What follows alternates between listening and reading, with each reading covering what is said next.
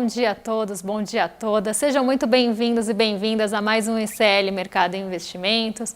Tenho que agradecer quem ficou com a gente até aqui e vamos passar aí a próxima meia hora com vocês, falando dos principais pontos aí que devem movimentar o mercado hoje, e também dos pontos econômicos aí que tivemos divulgações. A grande estrela do dia hoje vai ficar com a inflação dos Estados Unidos, a gente vai passar por isso, mas não vamos deixar de falar do preço da carne, da produção industrial regional. Então temos aí um monte de assuntos para falar com vocês, mas antes quero dar bom dia para o André. Bom dia, André, tudo bem com você? Bom dia, Débora, bom dia a todos os nossos telespectadores aqui do ICL Mercado e Investimento.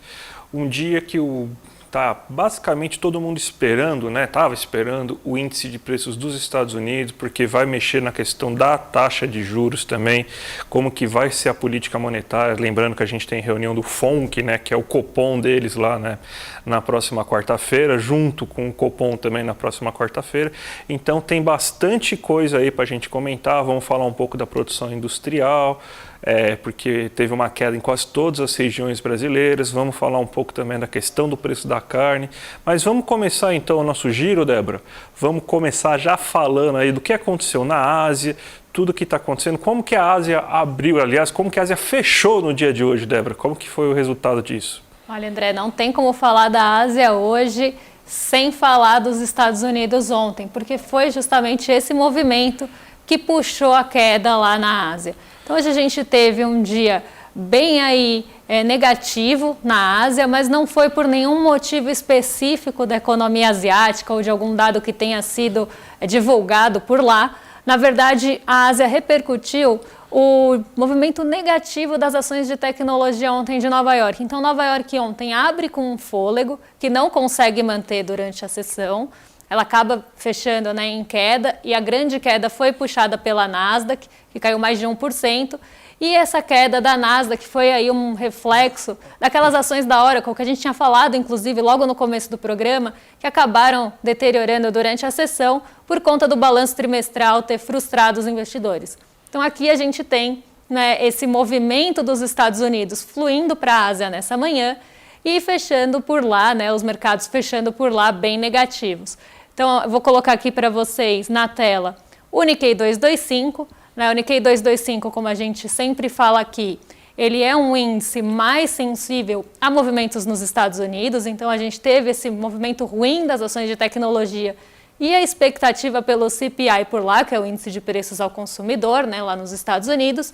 Então o mercado asiático, que já estava ali azedando por causa das ações de tecnologia, ficou ainda mais ansioso, esperando o índice de preços ao consumidor nos Estados Unidos. E por isso, esse movimento negativo aí na Ásia. Mas nenhum motivo específico asiático, mas realmente reflexo do dia anterior de Nova York, André. E a Europa, Débora, a Europa acho que não está muito diferente. Aliás, eles são meio malucos lá, a gente estava até conversando, né? Produção em queda, PIB em queda, e o que a gente faz? Vamos tacar mais remédio para derrubar tudo ainda, só para controlar a inflação, né? E uma inflação que claramente não é de demanda, né? Então, que esses europeus estão fazendo aí agora, aí, que está derrubando tanto a bolsa de lá? Pois é, André, o que eles estão fazendo mesmo, né? Essa é a grande pergunta, porque a gente teve divulgação hoje de dois indicadores importantes lá na Europa, a produção industrial da zona do euro e do Reino Unido, e ambas decepcionaram, né? Então a gente teve ali a produção industrial da zona do euro ficando abaixo do esperado, e a produção também industrial do Reino Unido é pior do que o mês passado e abaixo do esperado. Então, dois indicadores que mostram que a produção industrial por lá não vai bem.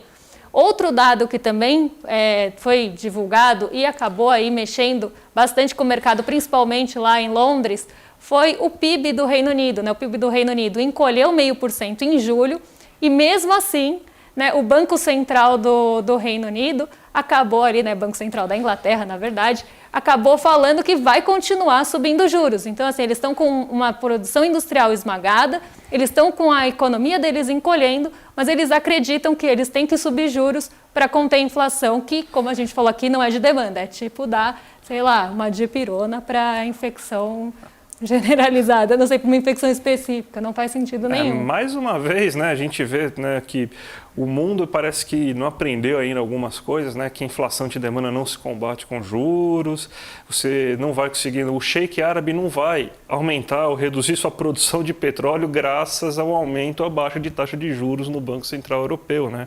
Então tem essa maluquice, né? Até os Estados Unidos acabam se comportando melhor, a gente vai falar daqui a pouco do CPI lá norte-americano, né? Mas vocês já viram aqui, né, spoiler do que a gente vai falar agora, né? Já apareceu inclusive na tela a nossa matéria aí de produção industrial, porque hoje, gente, saíram os dados da produção industrial brasileira regional, né? Então o que a gente teve? Pegaram 15 capitais, né? O IBGE divulga 15 capitais, pesquisa 15 capitais para saber como que funciona a inflação, comércio, serviços, e agora saíram os dados da produção industrial de forma regionalizada. A gente já tinha adiantado para vocês que o Brasil tinha tido uma queda de 0,6 pontos percentuais, 0,6%, perdão aí, gente, em relação ao mês anterior, e agora a gente tem isso por capital, por estado brasileiro. A gente colocou aqui um gráfico, montou um gráfico para mostrar aqui para vocês, né? Inclusive para vocês verem aí se o estado de vocês, como que ele está reagindo, né? Somente o Ceará teve uma melhora agora nesse mês, ó. A Amazonas, Pará, a região Nordeste como um todo aí tendo quedas consideráveis, ó. Minas Gerais, Bahia 6%, Minas Gerais também tendo queda aí de 0,9%, Espírito Santo 2,1%, São Paulo 0,5%.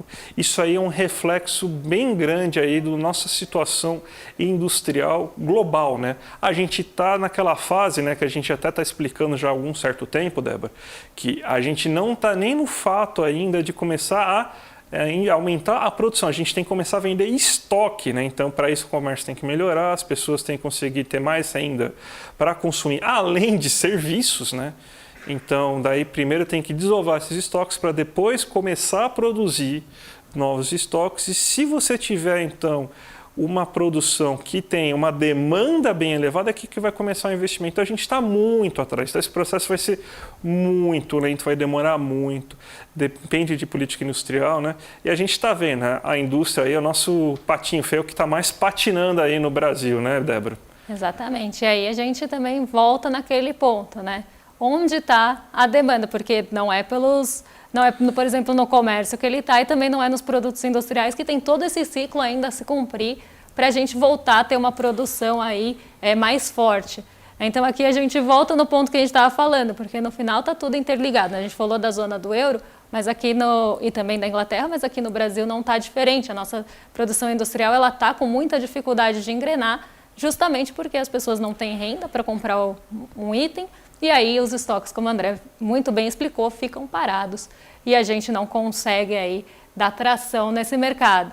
Mas uma notícia boa que a gente tem até para falar para vocês é do preço da carne, né? Que a gente vem falando bastante aí para vocês nesse período aí, né? Que a gente falou da disponibilidade, falamos ontem da inflação do açougue e a gente trouxe mais uma notícia para vocês aí desse mercado aí do preço da carne, né, André? A gente pode não estar produzindo bastante industrialmente, mas a gente está comendo mais carne esse ano, né?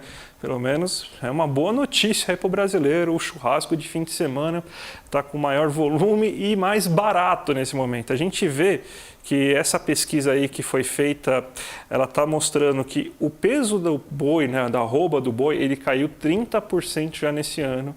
E o preço do produtor final caiu 12%. Vocês devem estar se perguntando, não, mas por que caiu 30% o preço do boi, mas só foi 12% aí para o preço final? Existem duas explicações. Primeiro, que não é só o preço do boi, né, Débora, que explica o preço final da carne, porque existe toda uma série de cadeia produtiva para chegar lá, desde o boi que está vivinho lá no pasto, até aquela peça de picanha que vai chegar na sua mesa, aí no seu churrasco, na sua churrasqueira aí no fim de semana. Então tem toda uma série. Primeiro tem que abater o boi, tem que carregar a carne do boi até as grandes capitais, até o centro de consumo.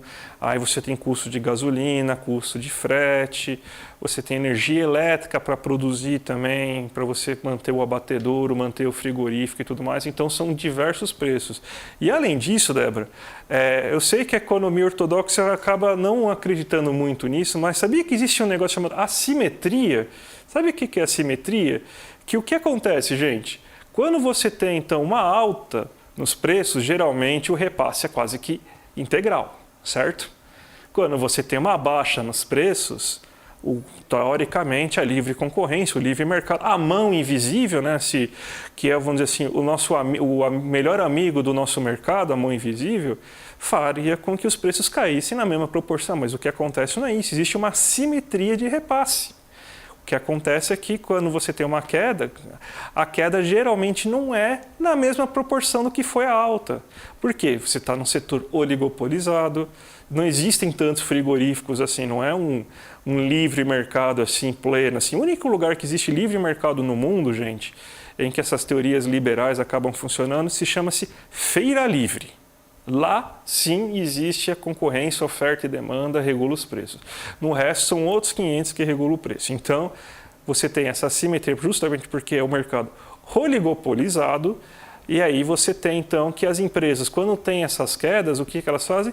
Elas pegam parte desse reajuste e colocam no bolso para conseguir aumentar a margem de lucro. Isso está errado? Não, é capitalismo. O capitalismo é assim, então o problema é o capitalismo, o problema não é a atuação do produtor, né? Então é assim que funciona o mercado, mas parece que é uma loucura, né, fazer isso assim, sendo que é a prática normal, né? Pois é, então a gente tem várias lendas urbanas, né? Eu estava pensando aqui enquanto o André falava que a gente vê por aí, né? Então tem, sei lá, a loira do banheiro, tem o homem do saco, né? E tem também a mão invisível do mercado, tem aquela também que eu adoro, negociar com o patrão. Então, assim, são várias lendas urbanas aqui. E a do livre mercado, né, dessa mão invisível que vai regular tudo, a gente vai falar, inclusive, um pouco disso mais para frente, mas a gente vê que não funciona bem assim. Né? Então, claro que se tiver uma forma de maximizar ou de aumentar o lucro, embolsando um pouco dessa queda, os varejistas ali, como estava falando a própria notícia, vão dar uma segurada para tentar melhorar aí a sua margem. Justamente. Então, é a base, né? A base de qualquer mercado oligopolista, né? Que inclusive você compra mais barato porque o mercado é oligopolizado, mas ao mesmo tempo você tem essas assimetrias, né? Então, funciona assim a economia, não é? Se fosse uma curva de oferta e demanda, nosso trabalho seria muito mais fácil, né? Então, seria muito mais tranquilo. Mas a gente também tem aqui, Débora, uma notícia interessante aqui para a gente comentar um pouco sobre educação, né? Porque foi mostrado aqui um dado sobre educação básica que a gente tem, então, somente 1/3 dos gastos do investimento em educação básica do que países desenvolvidos realizam, né? Enquanto o Brasil gasta $3.500 por aluno ao ano, é isso mesmo, ao ano, a mensalidade que você de classe média está pagando aí para o seu filho, basicamente em 5 meses é o que o brasileiro médio gasta ao ano, enquanto a média mundial é de quase 11 mil dólares ao ano.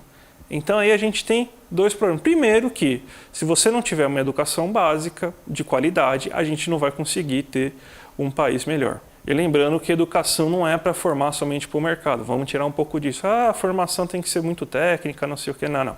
Formação, primeira coisa que a formação tem que ser para formar bons cidadãos. Então, é o primeiro lugar que a gente tem que colocar. Segundo, por que a gente gasta tão pouco?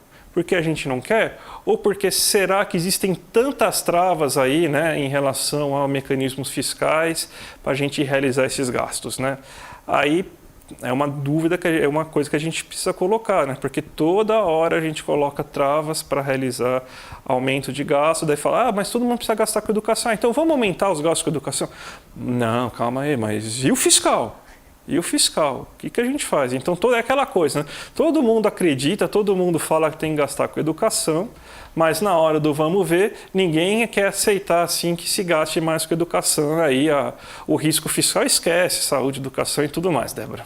Pois é. Outra lenda urbana que eu adoro, essa também, do risco fiscal, principalmente quando a gente começa a falar de gastos, principalmente ou voltados para o social ou para uma educação, ou até para a saúde, já começa, mas o risco fiscal vai aumentar muitos gastos, a dívida PIB vai aumentar.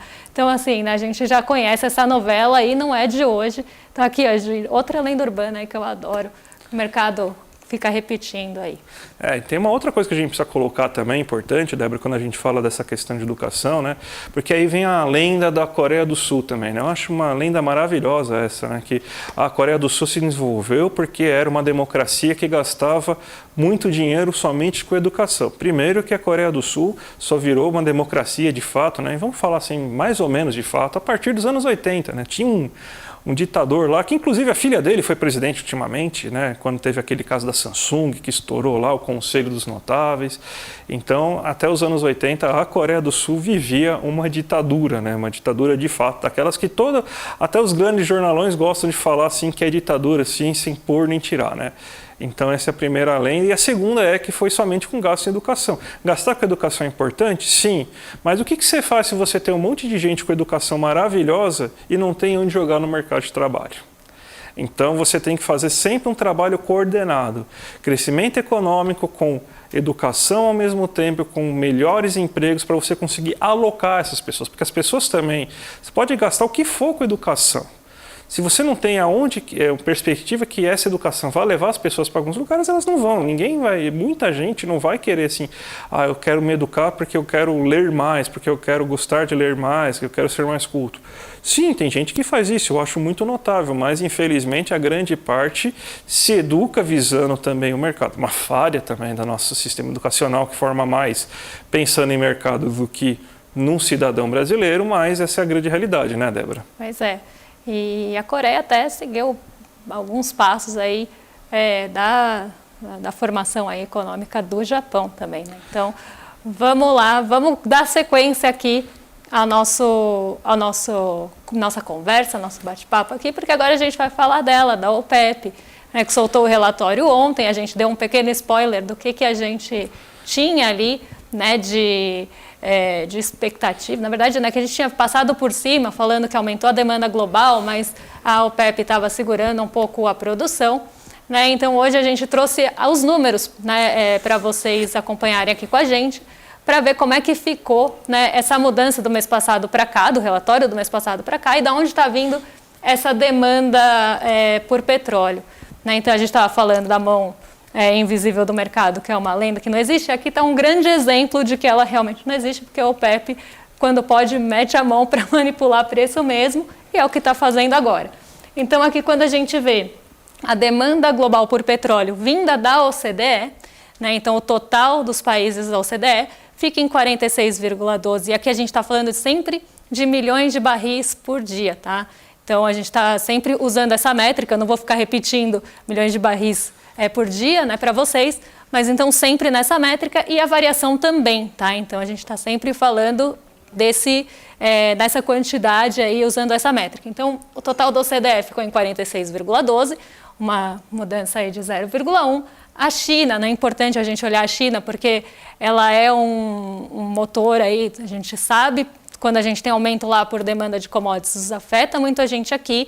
Embora Campos Neto tenha falado que a China está perdendo espaço nisso, né? Afeta sim. Então vamos lá, China 15,82, aumento de 0,05. Lembrando que a China ficou estável por meses, então a OPEP começou a revisar essa demanda mais recentemente, praticamente 3 meses atrás. Total não OCDE, então países não fora da OCDE, 55,94, com queda de 0,05. Aqui puxada bem por países específicos.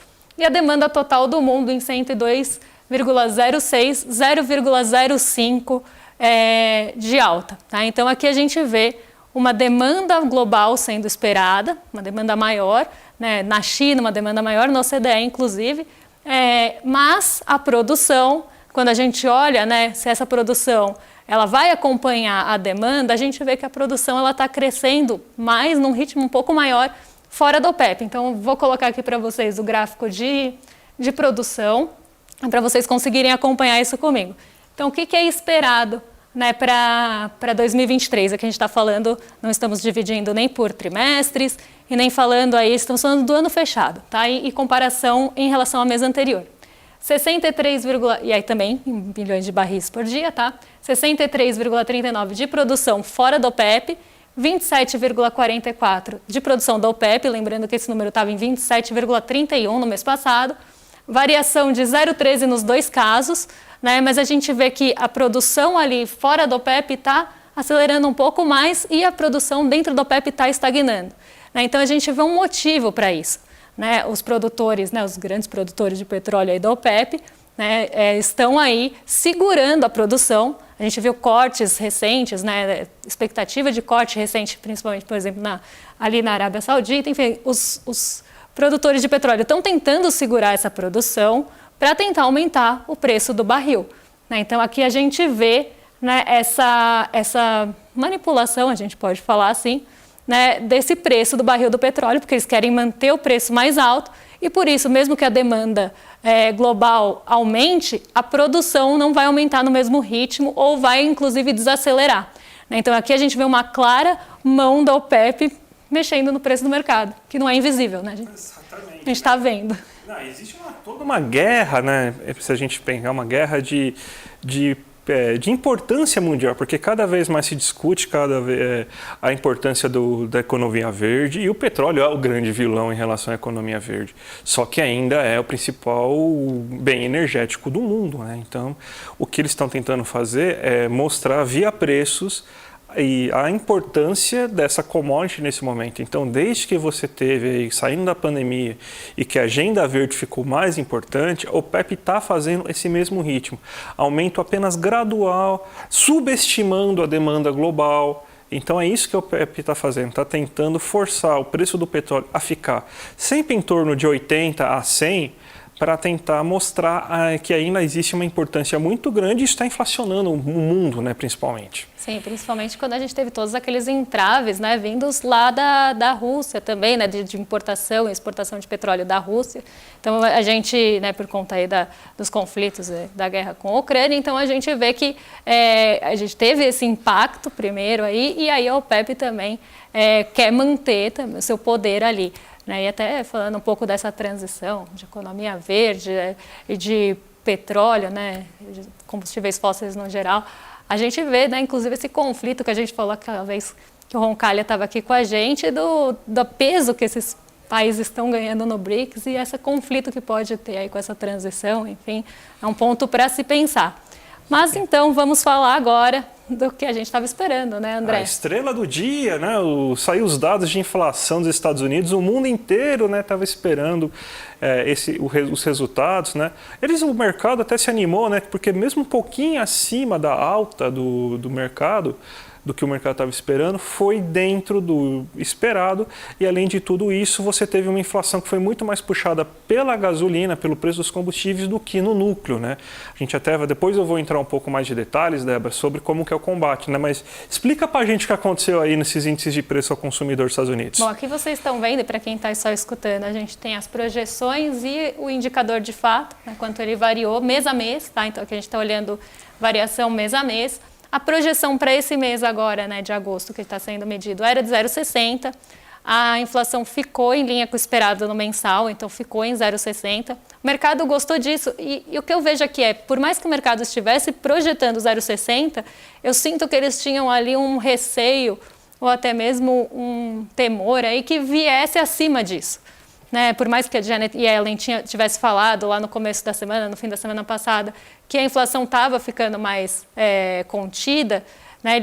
Eu vejo que o mercado tinha medo que viesse acima da projeção. E isso não aconteceu. Então, isso aliviou muito ali os juros das treasuries e rendimentos das treasuries na manhã de hoje. A gente vai falar um pouquinho disso na abertura. Mas seguindo, no acumulado anual, né, quando a gente olha a comparação anual, na variação anual aqui do índice de preços ao consumidor, a gente vê que aí sim ficou um pouquinho acima do que se esperava.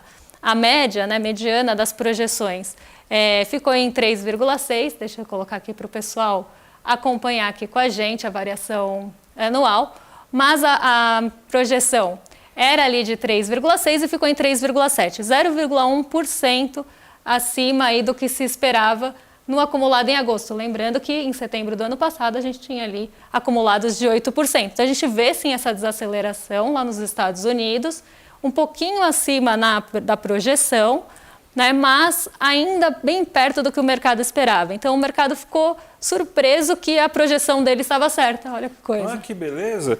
E o bom disso, né, pelo menos aí para o mundo, né, é que você tem uma perspectiva agora que o Fed não vai mudar a sua política de taxa de juros. Então, estava com uma expectativa muito grande de que a taxa de juros fosse reajustada na próxima reunião, que é da quarta-feira que vem, no dia 20. Só que com esses resultados, até porque, diferente do que acontece no Brasil, né, estava falando inclusive com a Débora agora de manhã, né, que o Brasil ele tem o regime de inflação à la brasileira. Né? A gente tem o capitalismo à la brasileira, temos as regras fiscais à brasileira, a gente vê dívida pública de um jeito que só o Brasil vê, né, nossos analistas econômicos, né, a gente vê dívida pública bruta quando todo mundo vê dívida pública líquida. Né? É que o número é maior daí, chama mais atenção, mas tudo bem. Né? E a gente também tem o regime de meta de inflação brasileira que olha a inflação em geral e não olha o núcleo da inflação, que é basicamente aqueles itens que realmente têm alguma sensibilidade com a taxa de juros. Então, se subir o gasolina lá, se eu aumentar a taxa de juros, Débora, o sheik árabe que contratou o Neymar e está precisando pagar o Neymar, por isso que está aumentando o preço do petróleo, ele vai aumentar a sua produção porque o Fed aumentou a taxa de juros? Não vai. Não vai aumentar a produção. Então, o que adianta ele fazer essa mudança? Então, o que eles estão fazendo é, o núcleo está estável, aqueles bens que são sensíveis à taxa de juros estão comportados dentro do que a gente está esperando, então não vão mexer na taxa de juros, né? Então, daí a gente vê uma certa diferença. Olha que eu sou um dos maiores críticos a esse modelo de controle inflacionário com taxa de juros, mas pelo menos é um pouco mais humano, um pouco melhor, né? Um pouco mais embasado o que eles fazem nos Estados Unidos, perto do que a gente faz aqui, né? Que não choveu, a gente vai colocar a taxa de juros, vai aumentar a taxa de juros para ver se chove um pouco mais da região centro-oeste para melhorar a produção de soja, que é basicamente a Selic, cacique, cobra, coral, que eu tanto falo aqui, né? Pois é. E aí a gente vê, né, esse movimento acontecendo lá, então o núcleo um pouco mais estável, também bem perto do projetado, né? E aí isso fez com que o CME Group, que faz ali um monitoramento, logo depois que saiu o índice de inflação, fez ali uma atualização do monitoramento, então agora 93% dos entrevistados esperam que a taxa de juros fique estável na próxima reunião do FONC, né, que é o Comitê de Política Monetária, tem outro nome, mas é como se fosse o Comitê de Política Monetária deles. Então, a gente tem essa expectativa aí de uma manutenção dos juros. Isso já tinha até sido falado antes, e isso acabou batendo bastante na abertura de hoje. Então, eu vou colocar aqui para vocês como é que estão os mercados hoje de manhã, como é que está esse reflexo do índice de preços ao consumidor lá dos Estados Unidos no mercado de uma forma geral.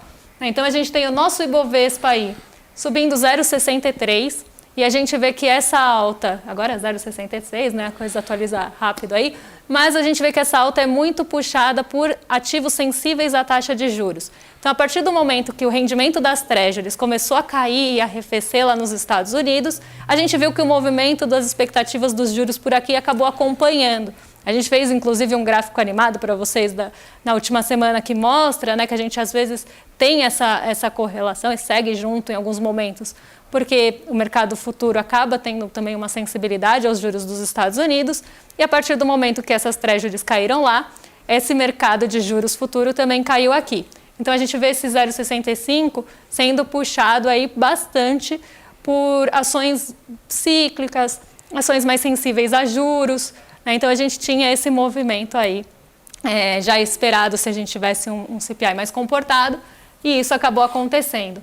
Nasdaq e S&P em alta, uma alta um pouco mais moderada, um pouco mais contida, até porque abriu agora um pouco depois, né? Mas a gente tem aí esse movimento um pouco mais contido por lá, mas um movimento positivo, e recuperando perdas de ontem, EWZ subindo 1,14 lá em Nova York, então nossa bolsa em dólar, e o dólar caindo 0,87 hoje, aí agora zero, né, tá oscilando aí, mas perto de 4,91.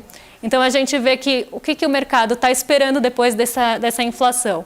Que os Estados Unidos vá manter aí a sua taxa de juros, então esses juros vão ser mantidos, e talvez o corte venha mais cedo, né? Essa é a grande expectativa lá nos Estados Unidos, que o corte venha mais cedo. A manutenção já está quase como um consenso.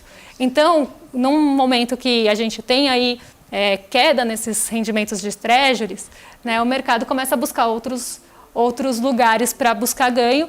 Espera-se que vá sair dos Estados Unidos e o dólar enfraquece. Então, é que a gente vê um dólar mais enfraquecido frente ao nosso real. E o petróleo Brent aí mais estável hoje, porque ontem subiu bastante por conta do relatório do OPEP, a Petrobras ficou ali ficou no destaque positivo do dia. Então a gente vê que hoje o petróleo Brent está mais comportado, porque o relatório do OPEP já fez aí o seu preço ontem.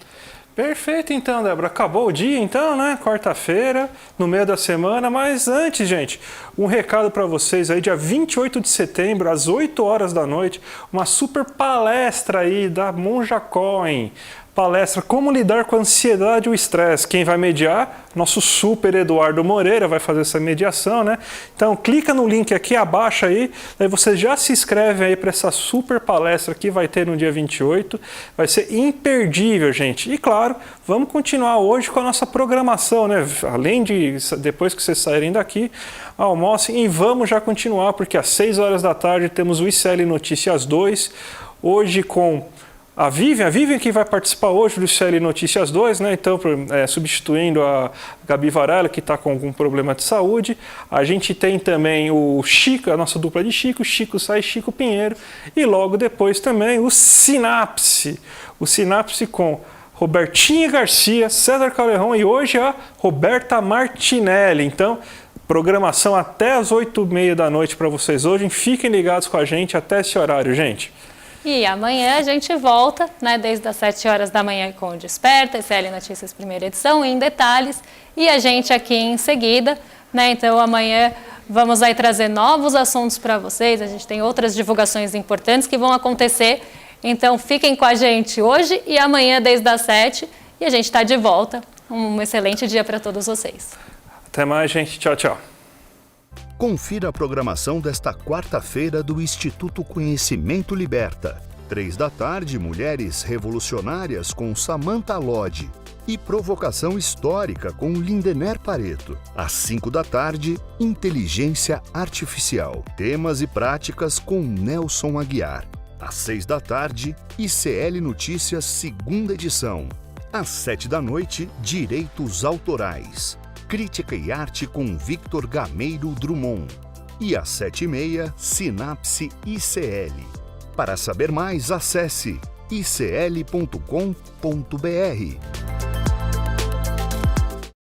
Ela tem ajudado a desmistificar estigmas e a combater a intolerância religiosa num país onde isso é um verdadeiro problema. As armas que ela usa, os ensinamentos budistas e o amor. Monja Coin vai dar uma palestra incrível para o Instituto Conhecimento Liberta no dia 28 de setembro. Como vencer o estresse e a ansiedade. Para você se inscrever nessa aula que vai acontecer às 8 horas no horário de Brasília, é só clicar no link aqui em cima ou aqui embaixo e gratuitamente participar. Se inscreve agora e no dia 28 de setembro a gente vai estar junto para aprender com essa super pessoa que é Monja Coin.